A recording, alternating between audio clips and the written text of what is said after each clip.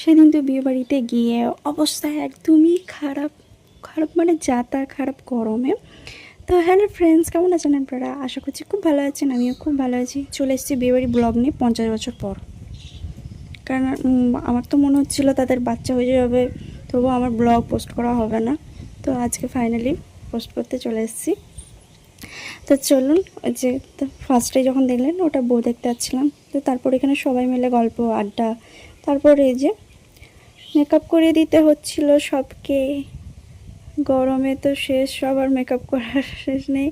তারপরে যে প্যান্ডেলে খেতে বসার সবাই মারামারি করছে, কে কোথায় বসবে, জায়গা পাচ্ছে না। তো সবাই আলাদা আলাদা বিষয় হয়েছিল, একসাথে হয়নি, কি আর করা যাবে। তারপরে এই যে আমি আর আমার একটা মিষ্টি ভাবি মেলে গল্প করছিলাম, একটু ভিডিও করছিলাম, এই আর কি। তারপর আমি এই একটা কী যে করছিলাম কি জানি। আর ওই যে গরমে ঘামছি, সেদিন খাবার খেয়েছি না কি করেছি কিছু বুঝতে পারি, খেতে তো পারিনি কারণ এত গরম ছিল, এত গরম ছিল কি বলবো। শোনো, তারপর এই যে একটু মতো খেয়েছি, ব্যাস একটু খেয়েই চলে এসেছি, কী আর করবো এই গরমে।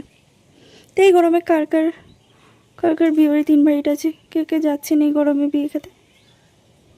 এইখানে বিয়ে, এই গরমে বিয়ে খেতে যাওয়ার থেকে বাড়িতে বসে থাকা অনেক ভালো। এই দেখুন আমার মুখের অবস্থা, গরমে ঘামে আমি তখন দেখাচ্ছি, কি বলবো আর। তারপর কি করব, ওখানে একটা বোনের নাইটি নিয়ে নাইটি পরে ফেলেছিলাম এত গরমে। তো এই যে আমার চোখের অবস্থা খারাপ।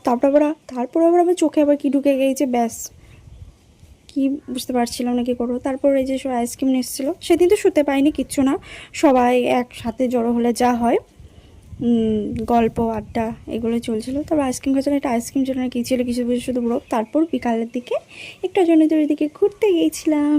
তো চলুন টাটা, আবার পরে কথা।